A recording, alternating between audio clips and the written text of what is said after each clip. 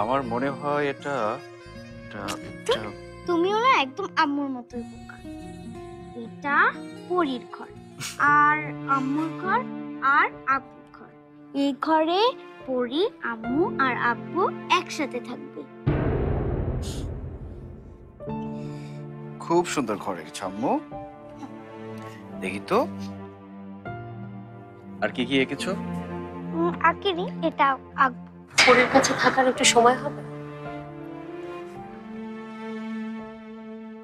হ্যাঁ। আমি তাহলে ওদিক থেকে আসছি।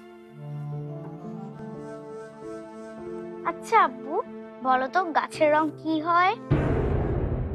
হ্যাঁ, কি আম্মু? গাছের রং কি হতে পারে? গাছের রং? গাছের রং হচ্ছে এটা। না, এটা বেশি হালকা, এইটা। ও আচ্ছা বল, এই বাসাটায় কি রং দিলে সুন্দর লাগবে? তোর পছন্দের একটা কালার তো। আচ্ছা হলুদ।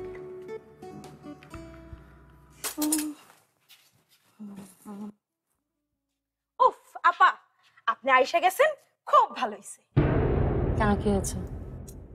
ফারহান ভাই খাসির রেজাল্ট খাইতে চাইছে, কিন্তু কিন্তু কি? কিন্তু আমি যে খাসির রেজাল্ট ঠিক রাঁধতে জানি না। আচ্ছা ঠিক আছে, আমি করছি, যাও।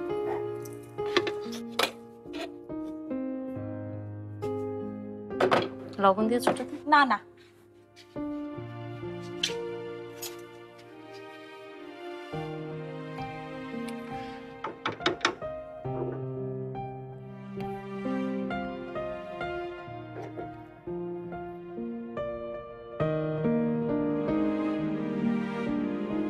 আর একটা রং বাকি, তাহলেই শেষ।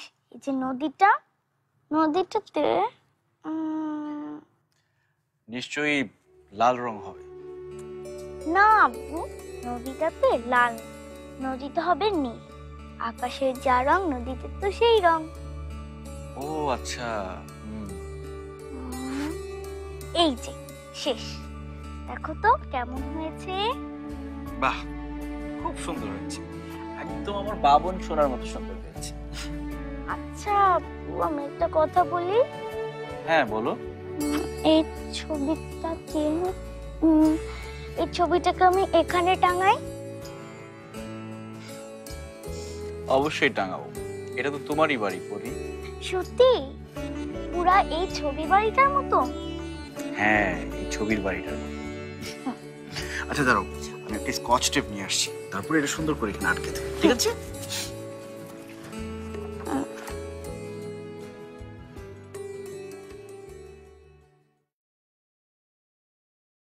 ভাবি পেঁয়াজ কতগুলো কাটবো? 5-6টা কাটো। আচ্ছা ভাবি, ভাইজান মাংস কেমন খায়, সেদ্ধ বেশি না কম? জানি না। জানেন